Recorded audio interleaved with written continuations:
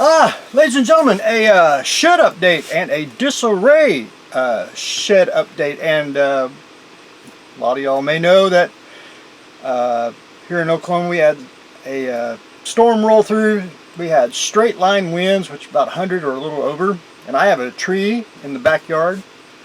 And when the front came in, it smacked that tree. The tree went smack to the shed, hit it so hard that the shed scooted about 6 inches, and I think what it did is it scooted, tilted just a little bit, and then settled back, because one side models did fall over from the sheer impact of the tree, but the other side was ball kits that fell forward too. So that's my theory on it.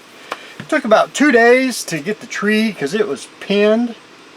There was so much pressure on it, but it took about 2 days to get that monster out of here. And for right now, I had to, I'll show a little visual aid here. I had to go ahead and put a tarp on the corner there, because it did put a pretty, not a decent sized hole in it. Basically caved it in, but it punctured it, but it was just enough to where you can get water in. But that should fix it for a while. I have to go get some quotes to get the shed fixed. I am not a carpenter, so I want it done right, and I got to get someone to get the tree stump grinded. So that's on my to-do list, and it's been a disorganized, stuff fell down. I had to come in here, basically get it off the floor. I got to restack, and upstairs I'm trying to get the where the hole is, I got to get it squared away so when they come in they can patch it and all that good stuff. And so I'm going to be a little disarray on the upstairs and probably a little bit down here, trying to get everything fixed and all that. But I thought I would do this. I get asked 2 questions, and I am going to, ladies and gentlemen, I must invoke the Great Karnack. The Great Karnack, not to be confused with Karnak the Magnificent, but the Great Karnack. I get asked 2 questions all the time in the shed, the 2 major ones. And number 2, is it insured? And yes, it is, but it's not what you think. A lot of people think if you insure it, you insured everything in here.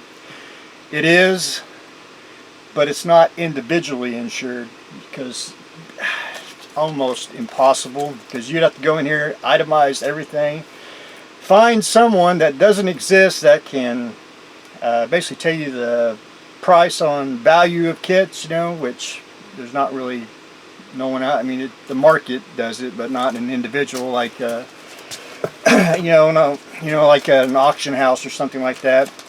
And I mean, there's, I hate to say it, people that have thousands of kits, including myself. There's just no way. You got plastic, resin, vacuum form, aftermarket, even if you want to get down to the decals. But anyway, it's one of those,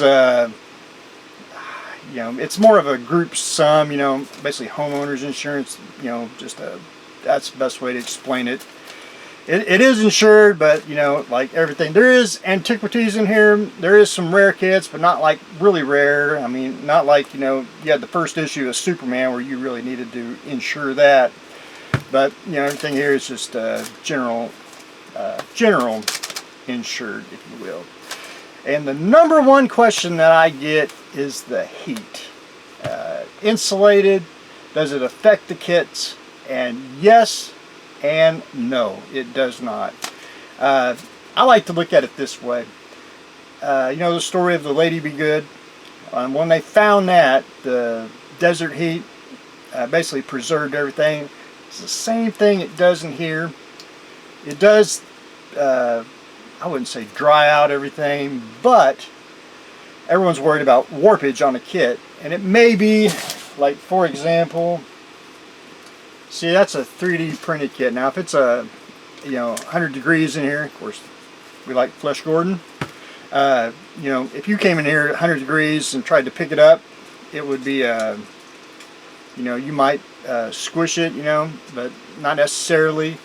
if you put a kit together, it may be warped. That's what everyone's concerned with. Not necessarily. You know, it could be warped from you know, the molding process. It's just a, you know, it's a gamble you got to take if you have a lot of kits, because if you have a lot of kits, it's going to eat you out of house and home. And I can testify to that, because they were everywhere, and they still are everywhere. And my only really thing that I find is decals, but I want to make a counter argument on decals in the heat and cold. Is I believe decals have a shelf life of 10 years. So once 10 years rolls around, you better find you a new decal sheet or print your own. You know, that's my personal opinion on that. And one other thing, and that is especially about the heat. A lot of people, you know, say you're looking for a grail kit, you know, a kit that you've been looking for centuries for. And for example, just say you find a old grail kit that you've been looking for, you know, what about the heat? Well, you buy this on Evil Bay or wherever the market, and you know, you don't know where this thing's been sitting for the past 40 years, you know. You can tell by the moisture and everything, you know, it's been, but you did find a grail kit, which, you know, again,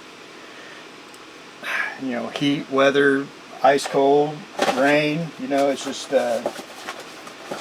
that's just my personal theory on the heat. But anyway, if you have a lot of kits, this is basically the only option that you, like myself, have.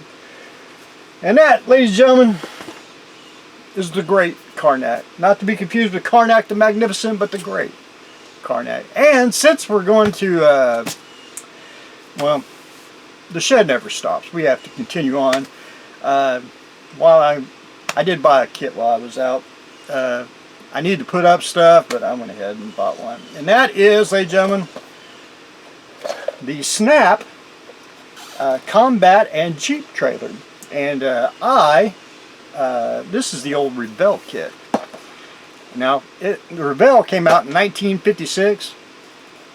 The Snap one came out about 1960, so about 4 or 5 years later, which I don't know why that would happen. And then, let's just say, mid-60s, late 60s, Pyro got this. So basically now we're in 3 boxes: Rebel, Snap, and Pyro, and then whoever else. This kit is 1/40th scale, box scale, you know, which everyone's like, to me it's close enough to 1/48. But anyway, box is in really good shape. However,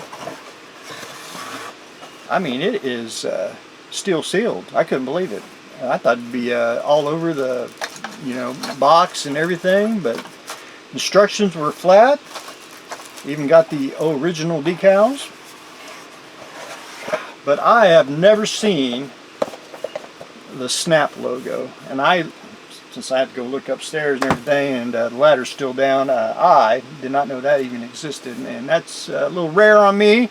Usually have a general idea on the evolution of kits, but anyway, I thought since I got a big hole in the Ark that it needed another model kit inside the Ark, so I may put this in the bag since it's a little old and the only one I have of the Snap brand. But anyway, ladies and gentlemen, that's what I got going on today. Quick update on the shed fiasco of the big storm, and of course we like to add model kits to the Ark. So that's what I got going on today, ladies and gentlemen. Stay tuned for the next exciting episode.